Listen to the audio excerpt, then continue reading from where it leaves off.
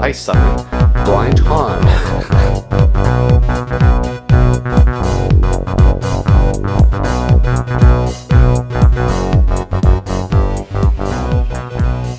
Right, for anyone who doesn't know, this is Tsubasa Chronicles. It is a sequel, I believe, to Cardcaptor Sakura. I've never seen that show, but I have seen this. I saw it years ago and I liked it, and pretty cool looking show. And there's the opening.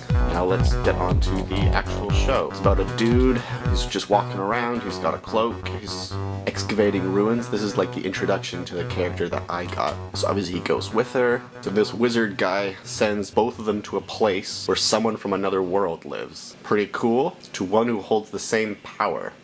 Dimensional Witch. So you can see how they've come up with their own sort of rules. Dimensional Witch, that's like a summoner or something. Or you could summon something in a card form, perhaps? I don't know. Off to see the witch. Then there's this cool character who I think is from the other world.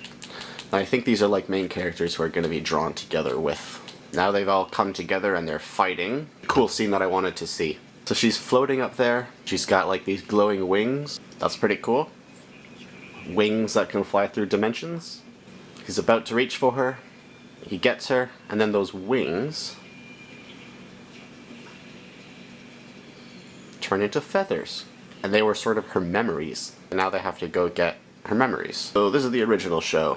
Got a bit different style to it. This is the Cardcaptor show. It's got a book, and I think you have to fill it up with a whole bunch of different cards. Get to where they actually talk about the rules of this world. Just in a creepy library. Probably gonna find a book that they have to fill up with magical cards. Here we go. It's a pretty cool idea of like tarot cards or things like this. Power trapped in cards. Don't know why there isn't a D&D class where you have power trapped in a card. Sort of like a Naruto seal or something. So this is a wind card. So if Naruto had a seal, but it wasn't on him, but it was on a piece of paper, technically sealing away the 9 beasts is it's just sealing magic. A card is a vessel for a sealed form. It's halfway between a lich's phylactery and like a soul crystal, and also sort of like Naruto's seal. Awesome, go for it, Kuruma. So I love all of this sort of Millennium item, Cardcaptor, like sealing away power and things like this. No, not Joey. Go, Yugs. Final piece of the Millennium puzzle. You can do it. I do like the idea of Millennium items as well as the cards. It's pretty cool that they exist all at the same time. So you could actually seal away a person in there as well. Or maybe the people are only sealed away on the items and the monsters are only sealed away on the cards. Whoa! Whoa! Thanks for destroying my headphones.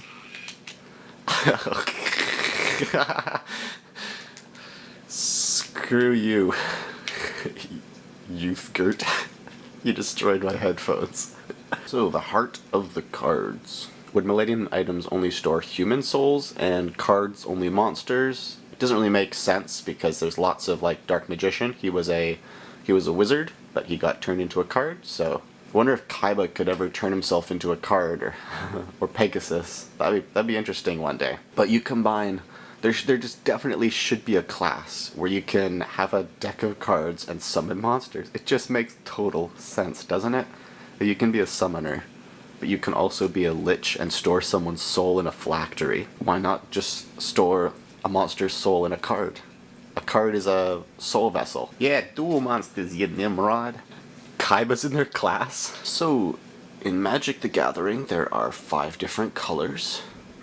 There's white, blue, black, red, and green, and they all have their different style of effect. White focuses on healing and restoration, with the ability to utilize many smaller creatures. For example, lots of tokens. Maybe you can, like, a card will be like Shining Light, create 3 sprouts of, I don't know, light or something from that. You get to create tokens. Blue has control, so it's all about denying your enemy moves, but also denying your enemy magic, like counter spells, destroy monsters, taking something from your own. It also has draw power, so like no matter what turn, you're always going to be drawing a pretty useful card because most of your cards are like eliminating your opponent and keeping them restrained. Black is Death and Decay, and basically utilizes the graveyard a lot, which is a place where monsters die, and then you can... It's basically a second area for drawing cards. Red is just pure destruction, which is my least favorite because that's just the least I'm hardwired for. But red is just like firebolt, firebolt, firebolt, firebolt, dragon, firebolt the whole time. And then green is nature and growth, so it's all about building up these sort of large creatures, but it's also similar to blue where you can... I mean, you're denying a little bit, but it's... I don't know, to me, green's one of my favorite. And colorless have none of the above, but as you can see in Magic the Gathering, there are a few different types of cards as well. So there are creatures, there are artifacts, land, a planeswalker is a powered one, there's enchantments, instant, and a sorcery. So imagine some cross between like a Pokeball and like Carbonite. So technically Han is in a card right now? I don't know. Imagine if you could shrink that down and put it in your pocket and then unsummon Han. I summon Blind Han. And the Millennium items. So there was an ancient society and there was a forbidden spellbook. All of the Millennium items could summon specific monsters to guard their wearers. And this came from a shadow sacrifice that cost a lot of lives. And in Yu-Gi-Oh! You have evil and good, and depending on what's inside of you, when you put your essence into a card, the monster takes a certain form. For example, a blue eyes or a red eyes, you know, like, so depending on what your spirit is. Alright, so I do think that the whole card thing should be a bit similar to the way that Pokeballs work. So with a Pokeball you can catch anything. So if you combine sort of a Phylactery and a Pokeball as well, you sort of get a card. Wow, seriously? I'll use one of these. Nope.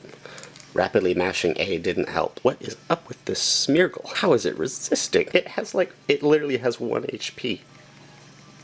Yes, there we go. So just like that, you should be able to trap monsters and cards. So there are lots of different forms, including specifics to specific people. Lieutenant Surge, Brox, you can have things like an actual effect of a person, a challenge, you can have a challenge in a card. I don't know, in Magic the Gathering, if a card gives you help to get a certain thing, that's tutoring. So I don't know if things like this would be sort of similar, like the trainer cards or things like that. There's multiple energies, so make sure that you know that energy can come from so many different sources, so you can actually store mana in a card.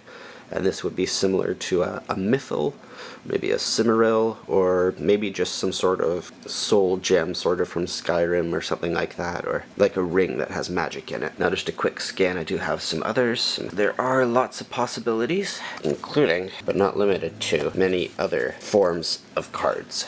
So imagine if you could have multiple spells, you could really change the course of battle with just a few spells. So there are a few soul exchanges for stealing, getting health, getting health, and 6 change of hearts for more stealing, board wiping, removing traps, getting rid of spells, gaining mana, I guess, if we're doing this in D&D, wiping out everything, cursing someone and stealing their life, stealing their mana and forcing them to pay more mana per spell. You could have an artifact that's there, such as the Sword of the Soul Eater, or the Sword of, like, there's multiple swords that have bonuses. You can just get rid of someone, you can get a revive, that could like be a revive in a card. That's pretty neat. Like that might be a blessing that you have to be a paladin or something for. I don't know. And then there's a few for turning everyone into dragons, controlling every dragon if you have one of these, or like Dragon's Fire could be in a card. So there are so many different options for cards. There's monsters, there's orders, there's human-centric stuff, there's like just mana-centric, there's controlling, there's giving health, there's dispelling, giving mana, there's artifacts, there's removal, there's control, there's basically corrupting and turning someone into something they shouldn't be. Tons and tons of options.